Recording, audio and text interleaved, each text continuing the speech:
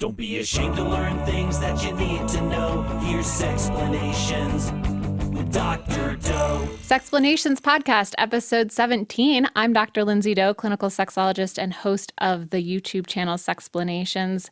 Today, we are on the podcast with a very special friend of mine, Ann Harris. And can you tell the audience about yourself? Because I feel like there's so much about you. You could probably summarize better. Where to begin? I'm a mother, grandmother. I am transgendered. I am a licensed professional counselor, been doing that about 40 years. I work a lot with high trauma people with problems with violence, sexuality issues, and coach a lot of families with transgendered children these days.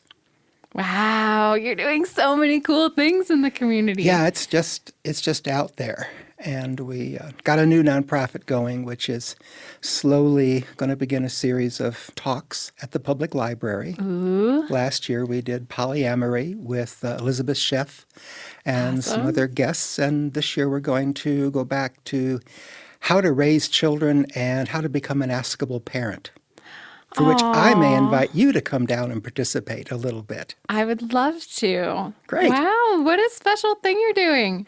Yeah, it's been a lot of fun. A little over 2 years ago, I quit working for another nonprofit where I'd been for 11 years, and it was exciting to go back into private practice in the exact same suite of rooms that I rented 35 years ago when I first opened my own private practice. Aww. So it was like a coming home week at the other end of the hall from where you and I had some rooms, or you still have a room. Yeah, I do. I am in that space. And actually, when I was first in that space is when I got a call from you. And we didn't know each other at the time, but I think you were looking maybe for a model to demonstrate how to put condoms on. Oh, yeah. And you called me on the phone, and we got to talking, and I had just finished my doctorate or was working on it, going back and forth to San Francisco, and I felt like my community in Missoula was so vanilla, and I didn't know any of the, other flavors, people who were expressing sexuality in all the diverse ways that I was seeing in San Francisco. And so when you and I got on the phone, I was like, Ann! Yeah, it's gotten wilder in the last 2 years. I'm re-involved actively with the local kink community and working with poly families and people who have struggles around wanting to do things like some types of kink behavior, which would be a different show, I assume. But, just opened up that whole area of my own personal interests in helping people feel comfortable with their bodies, no matter shape, size, or gender, and to do the things they want to do with them. And at 68 years of age, I'll buck any criticism on doing that work. I don't care. I love it, and I appreciate it, and I am so glad that you are this flavorful person in my life. And that, from that conversation, both of us have gone out into the world, done our own things, and then we've come back to that same office space with our side-by-side private practices, and we get to do it all again. And I'm just so impressed by what you've been doing the last couple of years with Sexplanations. It is the most outstanding, crisp, clean discussion on sexuality that's ever been on. And I've looked at others, and you just sparkle right through professionally. Oh, thank you. And amusing as well. Well, I hope we can have some amusement here today. My goal is for us to talk about the episode about heterosexuals being the first perverts and that whole idea around how we get our language, sexual orientation, what it means to be heterosexual, etc. But before we do that, I want to give a shout out to the people on Patreon that give a very generous donation to the show. Laura Schuster, Donna Flint, Maddie O'Sullivan, Paul Nixon, and the Millers. I'm so thankful for everyone on Patreon who makes this possible. Really, that's how the show is funded. These folks in particular get a question each week in their honor. Now it's time to hold our testes. Which of the following statements isn't true? A, the term heterosexual was first published in the translation of the book Psychopathia Sexualis. B, Even though heterosexual was coined in the 1800s, it wasn't until the 1960s that it was commonly used. C, the Merriam-Webster dictionary first defined heterosexuality as morbid sexual passion for one of the opposite sex. Or D, people who identify as heterosexual only have sexual contact with people of the opposite sex. I believe it wasn't Merriam-Webster. It was Dorland's medical dictionary. And I believe the psychopathia may have been the absolute first. Okay. So A. You think that A is the one that is false? Oh, no, that's true. I was like, my God, I was looking for that truth A- and not falsehood. Oh, I can read them again. Do you want me to read them again? yeah. Okay. So would everybody else. And we think that, yes, I agree. So we think that A is probably true, but I'll read it again. Which of the following statements isn't true? Or if it helps to understand which of the following statements is false. There, thank you. You're welcome. A, the term heterosexual was first published in a translation of the book Psychopathia Sexualis. B, even though heterosexual was coined in the 1800s, it wasn't until the 1960s that it was commonly used. C, the Merriam-Webster dictionary first defined heterosexuality as morbid sexual passion for one of the opposite sex. Or D, people who identify as heterosexual only have sexual contact with people of the opposite sex. Oh, now I got to pick the false out. Yeah. Well, because I don't believe people are truthful. And according to Kinsey, the D seems the most false, but coming into common usage in the 1960s, I hate these questions. It's a common usage. Yeah, it's not fair. It's not operationalized. You know, what was the date for Merriam-Webster? I don't have the date. Okay, I'll go with Merriam-Webster. No, that was true too, because they I'm going to stick with D. That was my first choice, and I'm willing to be wrong. No, you're right. You're right. So the truth is that the term heterosexual was first published in the translation of Krafft-Ebing's Psychopathia Sexualis, that it was coined in the 1800s but wasn't popularized until the 1960s, and that as a dictionary definition, the original dictionary definition was a morbid sexual passion for one of the opposite sex. All of that is true. Or an abnormal and perverted attraction to the opposite sex. Exactly. Was in the medical dictionaries. Right. Well, and turn of the century. What we get from the whole video on heterosexuality as the original or first perversion is that hetero was referring to other or different sexuality, meaning anything that constituted a behaviors, attraction, etc., outside of sex in the confines of marriage between a man and a woman. Right. Now, so I wondered a bit further about that, if it wasn't also simply restricted to procreative sex. Right. If that had been the general assumption that it was only for baby making and not for pleasure. You're correct. Yeah. So that means that most people these days are heterosexual by that definition. I guess statistically that would be true. That homosexuality is a form of heterosexuality. Oh, go on. Just in that homosexuality is an expression of sexuality that is outside of sex for procreation. Right. So, yeah, that fits. And homosexuality, you know, I always love when some of the, I'll just call them the fearful people, go and say, well, if we condone sex with the people of the same sex, then we'll end up approving sex with doorknobs. Or, you know, that'll be a legal marriage. And the whole, you know, people only seem to get upset about this when it comes into the context of marriage. And we don't go to churches to get a license. We go to the government. And our government was supposed to be based on religious freedom or lack thereof of religion, to be free to have whatever you want to do for your life. And so the arguments go round and round. And this whole criticism of somebody's gender and sex and sexual orientation and gender orientation, or the way we express a gender. For a while, the transgendered people we had a loophole because our legal papers would identify us not by our birth gender, but by a court-ordered name change and gender change, and therefore a person who was born male could marry another male, but married them as a female transgendered. And then that loophole began to close, and now the bathroom bills, Yeah. So it all seems to spin off, and I wished I were a better historian about spinning off of the whole notion that we have to all be the same. And that kind of begins to argue back to when we lost individuality in the evolution of industry.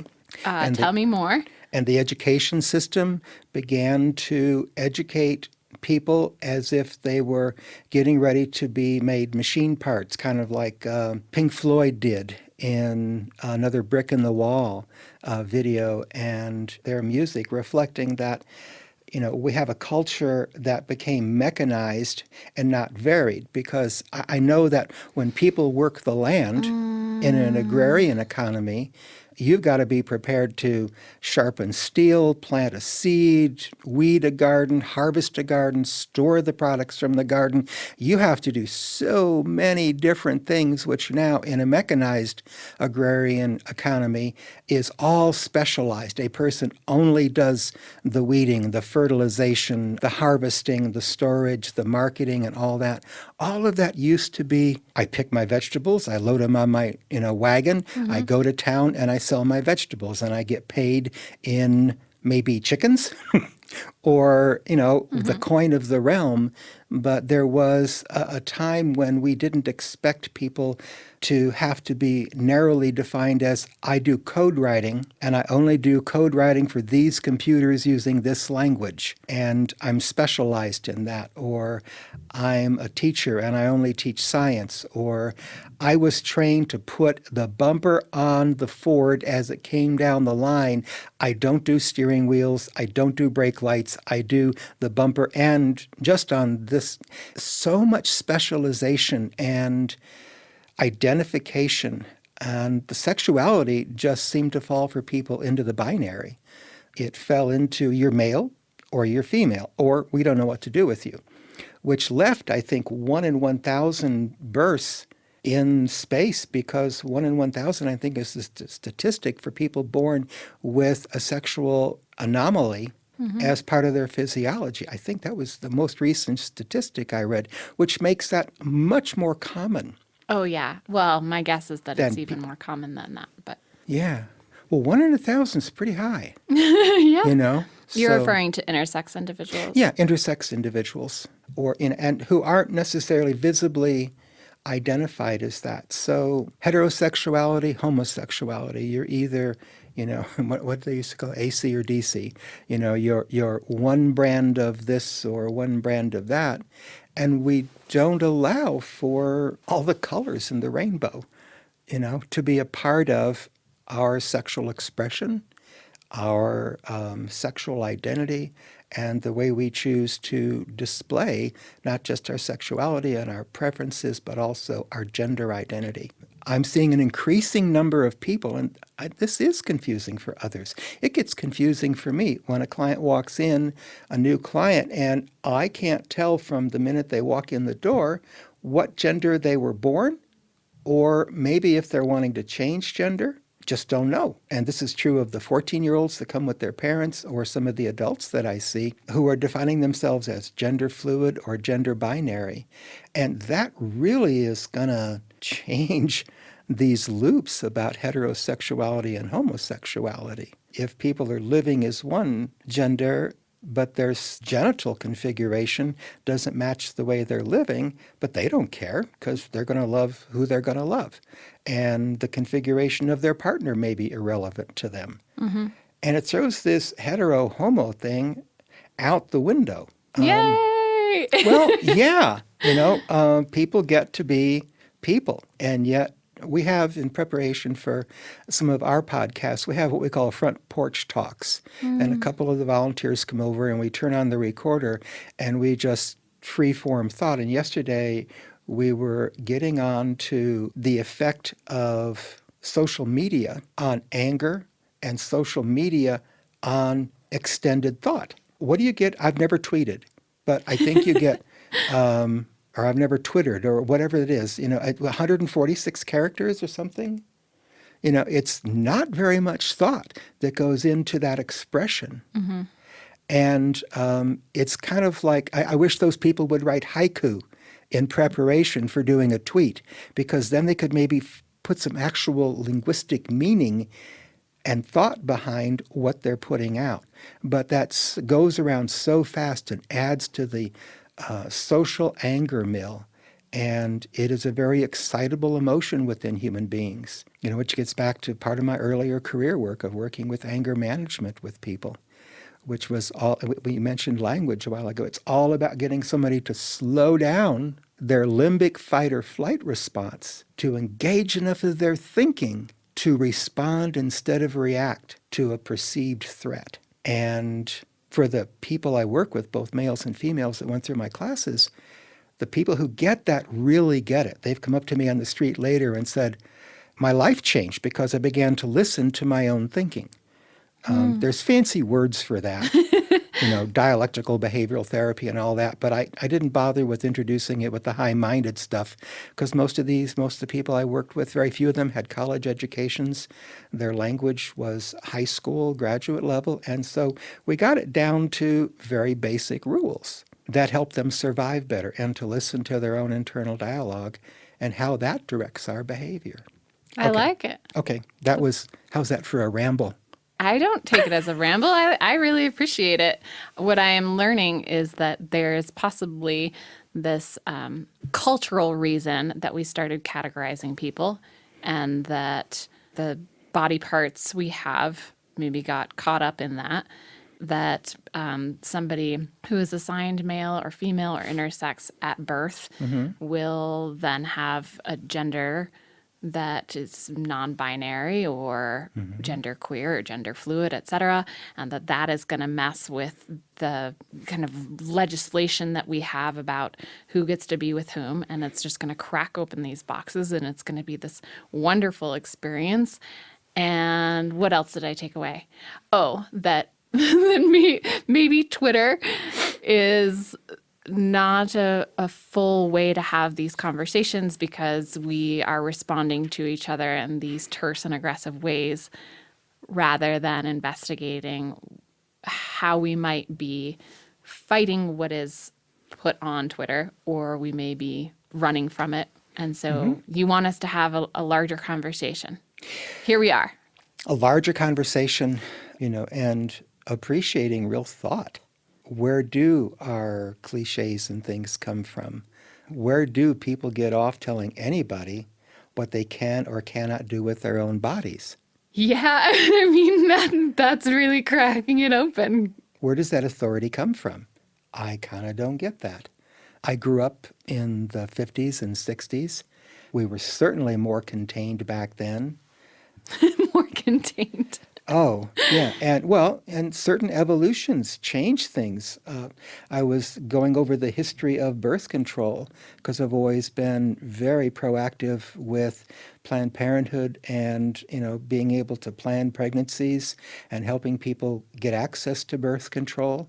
Thank you. And thinking back to that time in 1967, when the pill wasn't universally accepted yet across the country, where I remember before it got FDA approval, it had been being used in Europe, but our sexual mores didn't want to allow that, in the same misogynistic ways that we don't allow women still to occupy positions of power as easily as we allow men. And no one's saying, no, you can't, but the way the votes go. So birth control came on the scene. Women could take a daily pill in the morning and not have to worry about getting pregnant if they have sex. Or certainly the odds were way, way, way against it rather than for it. Right. And I think I learned from you in a talk a long time ago that condoms are very, very, very effective when used properly, but not used properly, their effectiveness dwindles tremendously. And when you think back about all of the, I have a fascinating book here. Ooh. That it's called The Bible and the Transgender Experience. But in reading this, going back to most of the sexual prohibitions in biblical terms began with spilling the seed, because back then they assumed that the whole being came from the male and was injected into the female through the vaginal cavity, like little babies were coming out of the penis and going in there and growing. I mean, yeah. That was the concept. First anatomical drawings of spermatozoa have this tiny human being in the head of the sperm all crunched up in a little fetal position. Yeah. Boy, can you imagine the first people that put a sperm under a microscope and said, "What the heck?" I can't imagine those people. I'm so excited. We hadn't better tell the Pope. And no shaming specifically on the Catholic Church, but the popes were in charge of Christian theology and Christian messaging way until Luther tacked his edicts on the door after 1400 years. And then wars were fought over all that. Oh my gosh, Western civilization has produced a lot and is screwy as all hell. Anyway. The Bible and the Transgender Experience by Linda Tatro Herzer. She is a United Church of Christ minister and was a pastor in Atlanta for many years and had a lot of gender variant and gay members of her congregations. And she decided to go, all right, let's go back and really take a look at the Bible and what it says about all this stuff. Oops. She did a very interesting thing. She identified that transgendered or transsexuals were in the Bible, but they were called eunuchs.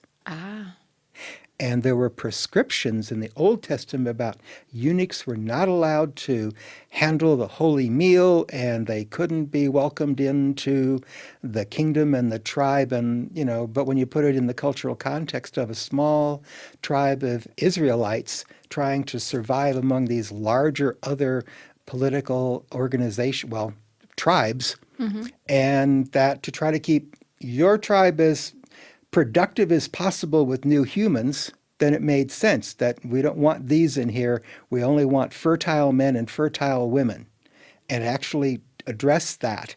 So it's interesting how then those things get quoted by the more conservative biblical scholars as talking about these modern day interpretations, when in fact, when you study further, you find out that, in the New Testament, Jesus said, hey, we met the requirements of the old, here's a new covenant.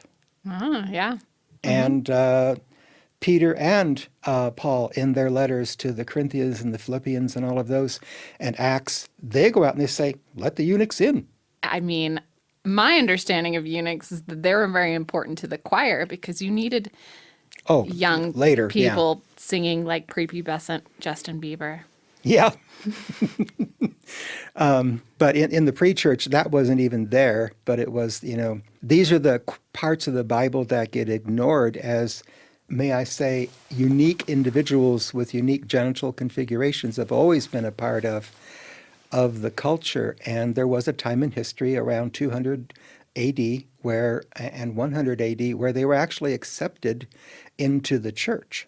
It's in the Bible. It was written there. Let these people in. They're okay. Now you know. Yeah. Heard here on the Sexplanations Podcast. Yeah. What other books did you bring with you? I've really established a good lending library downtown. This one, you may have seen this on my door, The Genderbread Person.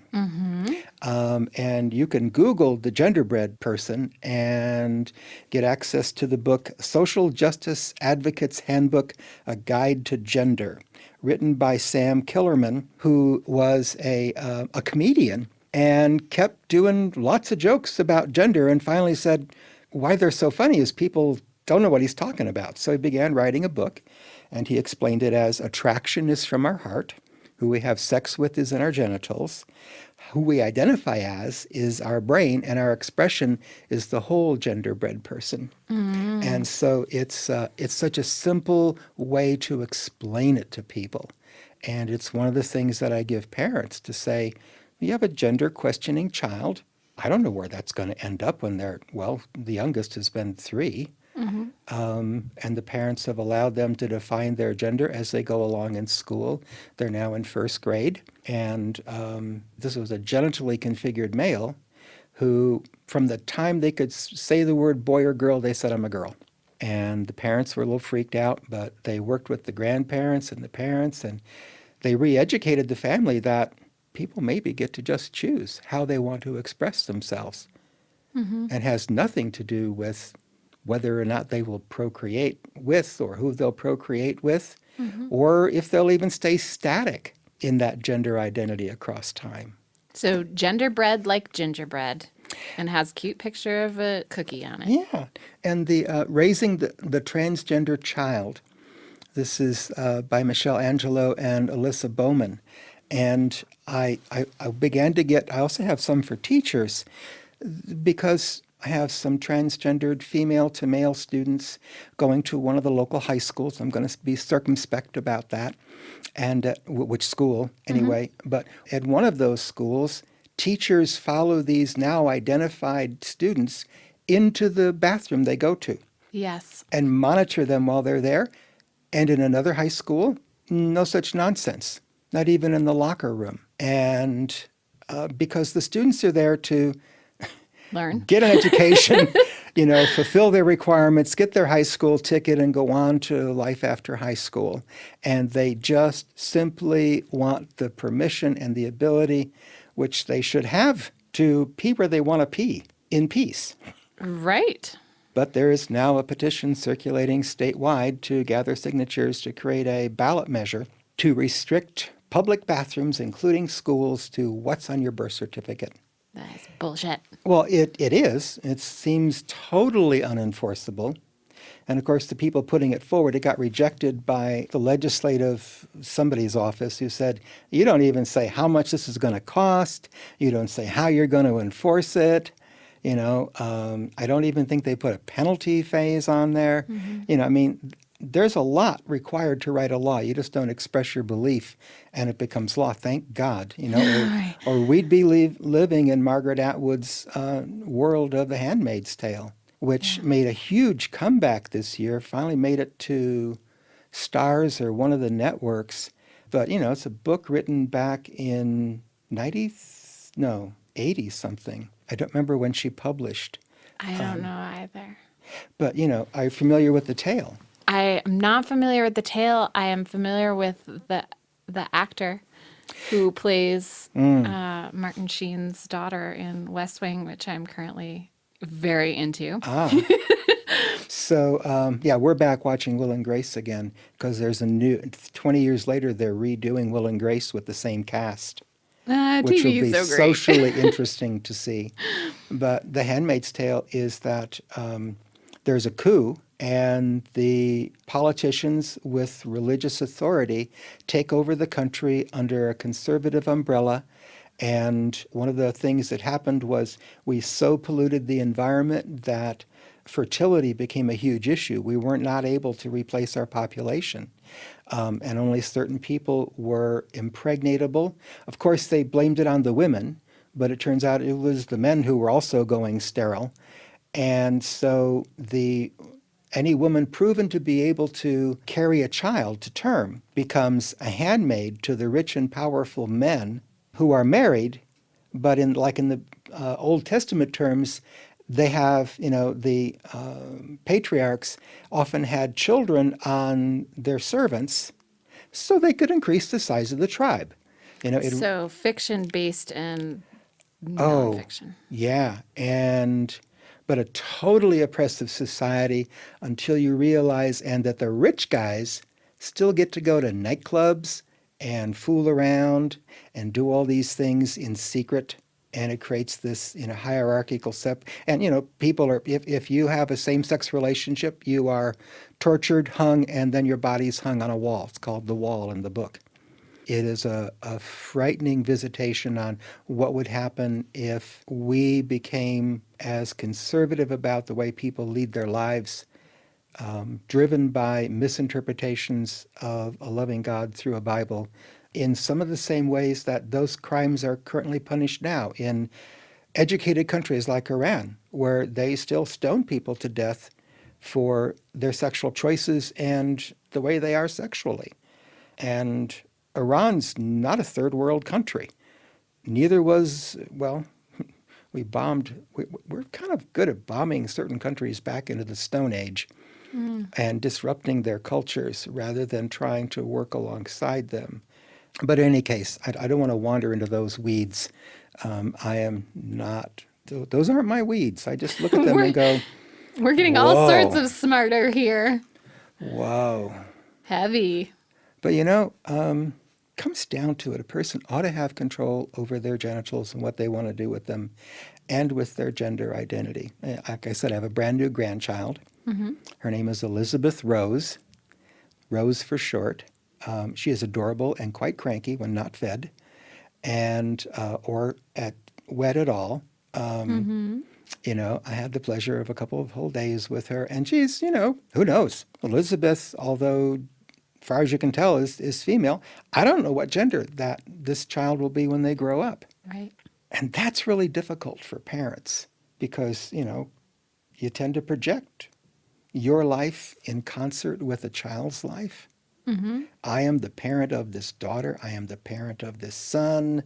And the mothers that are picking out wedding dresses when their female child is 6 years old and they're already planning weddings, and fathers that are getting ready to walk down the aisle when the child's 8 and they're not even dating yet or even close to it. They're still digging worms in the backyard with the boys. Mm-hmm. And then the child comes and says, the reason I dig worms in the backyard and play with the Tonka trunks is I really think I'm more boy than girl. Mm-hmm. And I want to live as a boy.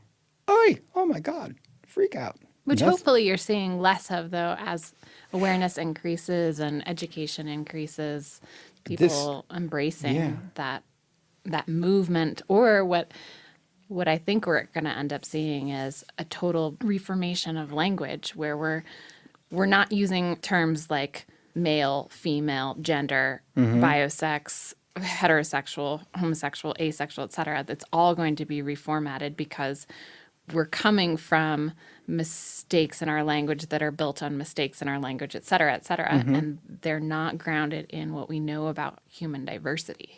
Right. Ever since the early 70s, we've played around, or maybe late 60s, we've played around with trying to do gender-neutral terms, and we've experimented like women with a Y and other ways of. It's going to be hard, It's difficult for me when I get the gender binary and the gender fluid in, and I do therapy groups, just regular therapy groups, people that have had rough times, and we come to group to learn more about it and get the support and find out that I'm not the only person who had an angry father and felt bad about it and felt it was like my fault that they got upset. People find out, oh my God, you had that too? So, therapy groups are a great way to understand it. But I have non-binary people coming into therapy groups. So the introductions always for the first few weeks is, this is my name and I prefer he, she, or they, them. Mm-hmm. Do you ever try to write a report where you experience a person in a gender and they still look and act that way, and you're writing a report to another professional who's going to only see the surface, and I have to convert my pronouns to the plurals? Yes, that is my experience with every script of Sexplanations. It becomes easier with time, so no worries. It is. It's just that, and then I get the report back, like I refer somebody for a neuropsych exam, and I get the report back from the neuropsychologist, and they've undone all of that. And sometimes in the really amusing ones, they switch between he and she. Mm-hmm. But they can't go to that other place. Well, we're going to get there. And I think that one of the things I do is I'll say, this is my friend Anne.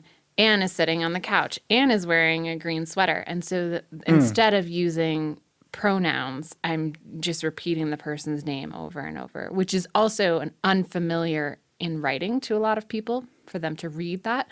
But it doesn't matter because I think that the end goal is it's so important that we have to go through maybe the awkwardness of Yeah. it to get to the place where we say, it's not working. We're not being inclusive if we restrict people to that binary system of he or she. And if we can't implement gender neutral singular pronouns like sie, they, zer, then we've got to be open to that third, fourth, fifth option. So. Yeah. And it'll be a progression, but we've done it before. Yeah. We have changed other words, but like I remember when Ms. got introduced Ooh. to replace Miss and Mrs. And I've been playing recently because when they ask for that definition on certain forms, I go ahead and put Mrs. down just for fun. But Ms. was always my first choice. But now it's kind of fun to play with, because I don't give a rat's ass. What, I mean, my name is Anne or Annie. But I wanted to bring up one more book. Okay. This was by Meredith Russo. It was called If I Was Your Girl. And it's a fictional autobiography about a character she calls Amanda Hardy, who grows up in Lambertville, Tennessee, and talks about the difficulty of changing gender in mid-adolescence. And it was one of the better written works of fiction because some people, we don't know the stories. That was one of the evolutions of what the media did. And we talked about a show named Will and Grace. And looking back at the 1998 version of Will and Grace, the men were kissing. And I went, wow, we were in 1998. We had men kissing on national TV. We were a little further ahead than I thought. But if you go back to anything, in the 50s, I Love Lucy, if they even shot a bedroom shot, it was twin beds. Like people don't have sex. Or they kick each other in their sleep. Yeah. Well, some of us have restless legs, and that can't be helped. Sex helps with that. I have one partner who, after we tried just snuggling and sleeping together for a couple nights, said, you kick too much. So we snuggle early, then I slink off to my bed with my main partner. Yes, I'm polyamorous. Yes. And, but it's hard to do. By the way, anybody who's thinking about doing open relationships really needs to find out and study what that means because it's hard work. Yeah. Monogamy is hard work. Yeah. It was interesting when you mentioned the title for this weeks ago. I think you said that was going to be about the myth of heterosexuality, but somehow I translated it into monogamy in my head. And I went with that, and then I went, no. It's about oy vey. It gets, it is what it is right now between us. It's our Annie and Lindsay alphabet soup of whatever comes up in my brain or your brain. Yeah. Are you keeping us on track? I think we were talking about Lucy's bed situation. Oh yeah, and Rob and Laura Petrie. That's weird. I can remember their character names. Or I Dream of Jeannie, or any of the other sitcoms were about couples. What was the All in the Family began to talk about sex. And Archie Bunker, who was a U of M graduate, would, as soon as Meathead would talk about sex with, what's his name's daughter, whatever the character's name was. I don't know these characters. I'm sorry. Would just go, Archie Bunker, Archie. Archie would go, don't talk about that stuff out here in public. And they were living with the parents and had an active sex life. But it's like, they're at it again. Turn on some loud music. It's kind of like we just deny it. And Edith would go, ow, Archie. And then the spin-off shows from that, songs, current animated shows like Family Guy do a takeoff on the Archie Bunker theme with them singing a song together at the beginning of the show. There are these... we keep certain elements in culture and we keep expanding it and making it wilder. I grew up with Archie and Bullwinkle, but my granddaughter is aware of a character named Archer. who is one of the more totally inappropriate characters ever in a cartoon series, or the one about the aliens where there's a Cyclops and, an American Dad, and these cartoon shows for adults, which I really think the Rocky and Bullwinkle show was meant to be. But it is through that media where we're beginning to change the culture at a younger level and putting it into cartoons. I know what I was bemoaning yesterday. Back in the 70s, I was part of a training called the Social Seminar. And it was a values clarification program. And those of us that got trained, and the whole issue was it was sponsored as a drug prevention effort to get children in 3rd, 4th, 5th grade to think about their choices and their values. At the same time, right before it, another actress named Marlo Thomas, daughter of Danny Thomas, a famous comedian from the 50s and 60s, Marlo had a show called That Girl. And she put out a wonderful album that became an animated movie called Free to Be You and Me.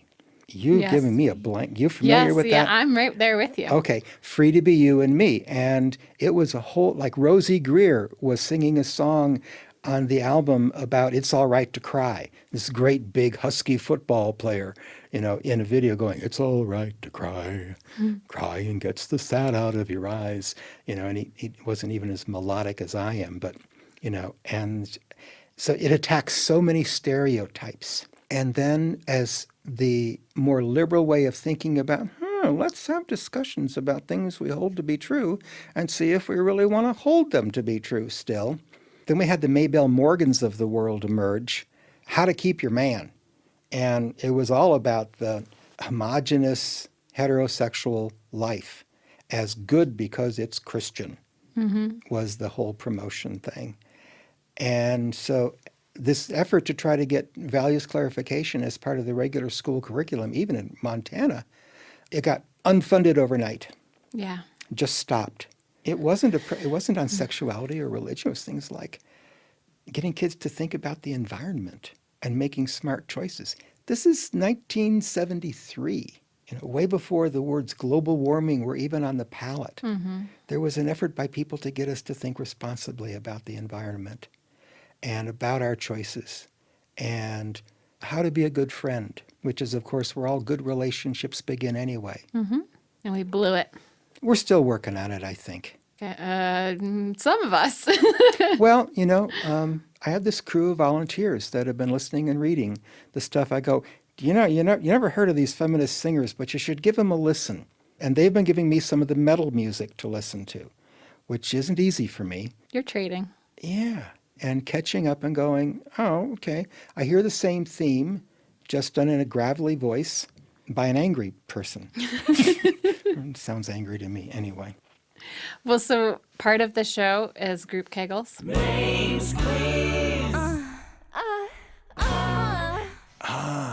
Doing them now? Yeah, see, you're like so many of my guests where I just say the word Kegels and they start clenching. So what I'm thinking is I'm going to play a clip of this video, Heterosexuals, the First Perverts. While it's playing, we can do Kegels, get stronger, and then afterward, I have one more question from you. And then I want to know what homework you would suggest for our listeners. Before there was heterosexual and homosexual, before there was a and bi and pan and omni, there was attraction, just plain attraction to beautiful. Take, for example, the Greeks. They were not concerned with the sex or gender, even the age of who they were attracted to. People didn't think of themselves in these terms before the advent of psychology and sexology in the last century. A person's beauty justified attraction to that person. The person's sex was secondary. So men had sex with men, women, boys, girls, and no one talked of labels. Then centuries passed, and the world changed. In the United States, 1892, a doctor by the name of James G. Kiernan published and presented an article he wrote for the Chicago Medical Recorder. In this article, he described a mental condition he called heterosexuality. He took the Greek heteros, meaning different, and the Latin sexualis, referring to sexuality, to create heterosexuality, a different sexuality than what was normal at the time. At this time, procreative sex was normal sex, baby-making sex, any abnormal form of sexual gratification, and you would be considered a sexual deviant. To Kiernan and consequently his colleagues, heterosexuals were a risk to society. What do you think is a good replacement for the term heterosexual? Heterosexual, pleasure with people. Pleasure people? Ples peep. Pleasure with people? Then would we distinguish it from homosexuality? Why? So then there's the It's people sex. who have sex for procreation, and there's heterosexuals. Which are essentially people who have sex for pleasure. Yeah, I have a hard time believing that, although I suppose there are people that practice the missionary position with certain constraints. I don't know. Maybe you would know. Do people have sex and not have any pleasure at all on either side? Yes. That's so sad. Also, I think that if we describe heterosexuals as people who have pleasure, they also sometimes have sex for procreation. Yeah. Language, so tricky. Still not sure what to do about Well, it. you know, I had fun helping make both of my children. That's great. Some people even orgasm during childbirth. So not just making them, but Oh, yeah. birthing them. Kind of touches all the same points. So a new term for heterosexual. I really like the terms androphile and gynophile, referring to more of an attraction to the androgynous characteristics. Yeah. But yeah, again, I think there's a total breakdown. You know, and the one That that needs to happen. that just baffles people is bisexuality, you know, which for me I just define as people attracted to people and sometimes they have sex. I love that, Anne. Yeah. What homework do you have for our listeners? Any Jeez. homework assignment? Yeah. In the privacy of your own home, take all your clothes off. Try to get 2 mirrors, Okay. hopefully full length, and give a good look at your body. And instead of looking at the curves you wish that weren't there or anything else, just go, it's a body. It walks, it talks, it carries me around, it lifts things. Pretty functional, eh? Okay, and some people have physical limitations, but everybody that I know, even the quadriplegics that I know, have appreciation of what they can do with their body. So appreciate the body. Then, in terms of heterosexuality, homosexuality, now just take one mirror, put your face in front of it. Look into your eyes.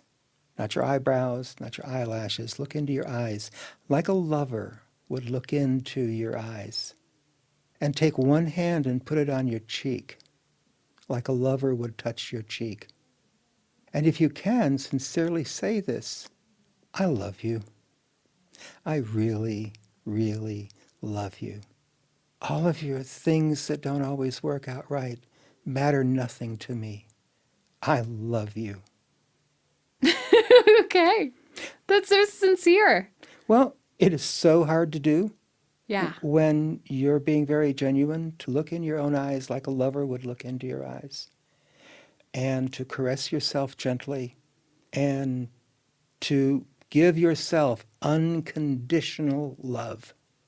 If we need to learn anything, it is that ability to love other people unconditionally. In my work with some of the more behaviorally horrid people on the planet, offenders that are spending 20 years in prison for crimes that are, and some of them unspeakable, I cannot effectively do that work with cons and ex-cons if I weren't able to see that underneath all of their behaviors, they are a lovable human being. Even the ones that I'm very happy they stay locked up because they don't have control of behavior. And until they do, that's different. But, you know, those are a small part of, well, it's a bigger part of our population, we realize, but being able to look at yourself and love yourself makes it so much easier then to look at anybody else who you may perceive as different and know that if you can extend that unconditional love to them as a human being, as a disaster responder for the American Red Cross, I see this when I go on a disaster assignment. People, regardless of race, gender, sexual orientation, in a time of crisis, it doesn't matter. People are human with each other and help and love each other to the fullest extent possible. And people are all the time telling me that they discover things about themselves they didn't know they could do when confronted with devastation of everything they think creates normal.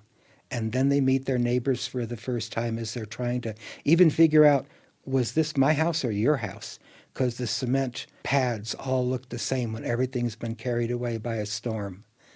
And trying to love each other in that context, it's a beautiful experience watching people have that. And that they tend to keep it. My daughter teaches in New Orleans, has been there for 4 years now as a 6th grade teacher in an all-black school. And she is a white, blonde-haired, blue-eyed northern girl in love with a culture that she met post-Katrina, where the spirit of love is generating more and more participation. And like people forgot about some of the awful that they used to live in. And they had to get a new start. And the communities are being more cooperative and changing. Doesn't mean there's no violence, but it's a different thing, how people respond to it culturally. And as we respond with love to each other, person by person, we do ourselves a favor. And I think, our sexuality and our sexual expression will just plain fall in line once we remember our most central human nature is to love. Love, love, love. Love, love, love. That's beautiful. So good, because I think what you're asking is for us to do our best to reset even how we see each other, or how we see ourselves and how we care about ourselves, and appreciating our differences, our heterosexuality, if you will, but also looking at the ways that we maybe categorize ourselves and push on that. Yeah, it's great. Great teaching. Thank you, Anne. You're welcome. How Wonderful. much fun was this? So fun. Yeah. So good. Oh, thank you. I also want to thank Cinema Studios and Complexly for the production assistance, Count Boogie for the jingles, and say, as usual, Ancora Amparo, I'm still learning.